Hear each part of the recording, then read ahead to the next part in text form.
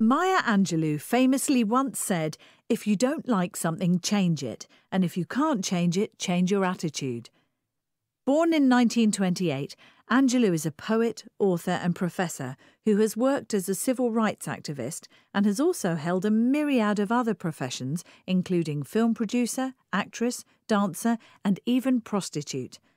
But her most important contribution to the literary world is her autobiographical work.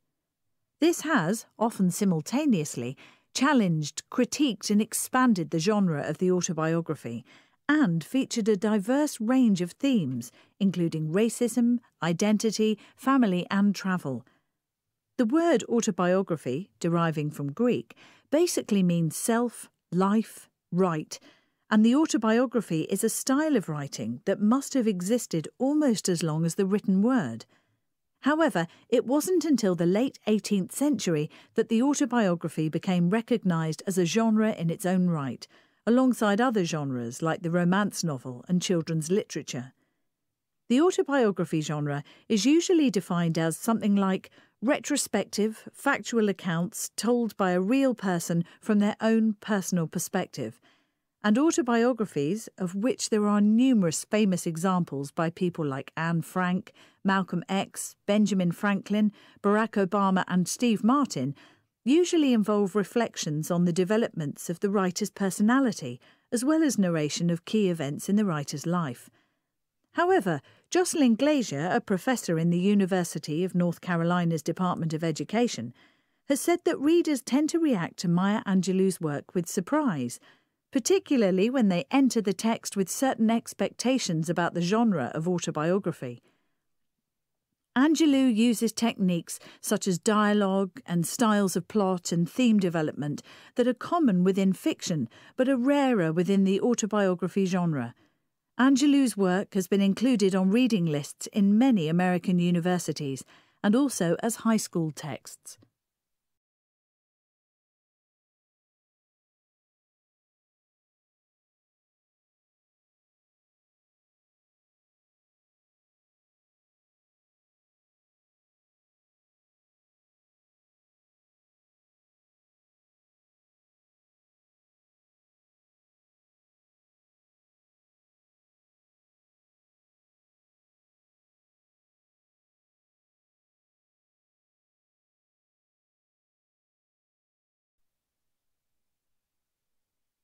The glory for having invented the first light bulb usually goes to Thomas Edison, and it's certainly true that he was the first person who invented a long-lasting, commercially practical electric light bulb, which he first demonstrated in 1879.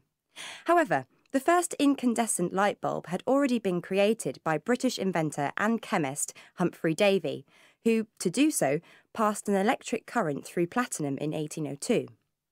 Platinum was used due to its very high melting point. Anyway, today it's not so much glory as blame that many people believe should go to the inventor of the incandescent light bulb. In March 2007, the European Union, as have other territories before and since, agreed to phase out the use of incandescent light bulbs due to the facts that they waste around 95% of their energy on heat and that they consume up to 4 times as much electricity as new compact fluorescent light bulbs.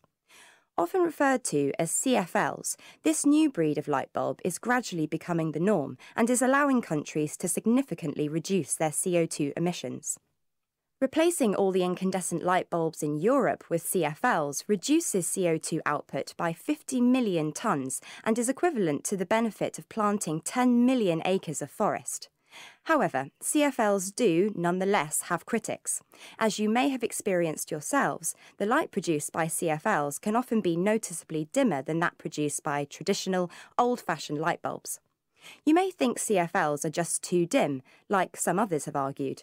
They are also more expensive, though their cost is decreasing as they become more popular, and some people think they are ugly.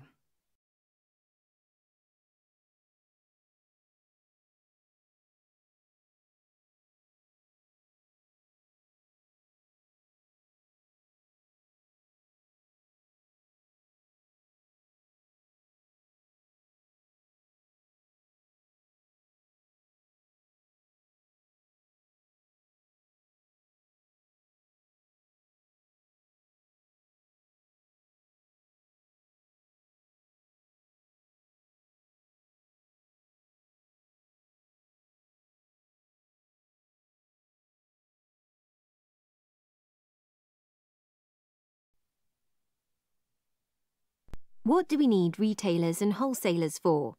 Wouldn't it be better if everyone just bought directly from the producers of a product?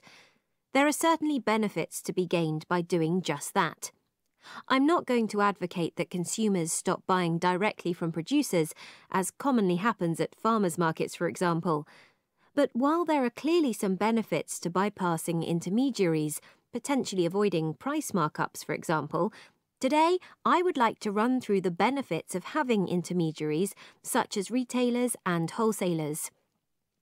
Intermediaries can promote and advertise products, thereby allowing them to reach a wider range of consumers than they could if just sold by the producer. Retailers and wholesalers, through knowledge of the markets in which they operate, can also help to match quantities produced to the needs of those markets, and can therefore help to avoid surpluses in production.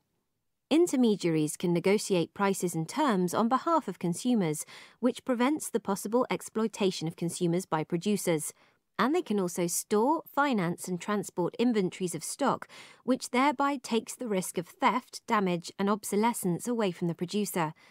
Finally, while many people, as I said, believe that when consumers buy directly from producers, it allows them to avoid the price markups necessary for realising the profit margins of retailers and wholesalers, in fact, because retailers and manufacturers pay for so many operations like storage and marketing, were producers to take on all the roles of these intermediaries, the costs of buying directly from them would actually be higher than buying via retailers and wholesalers.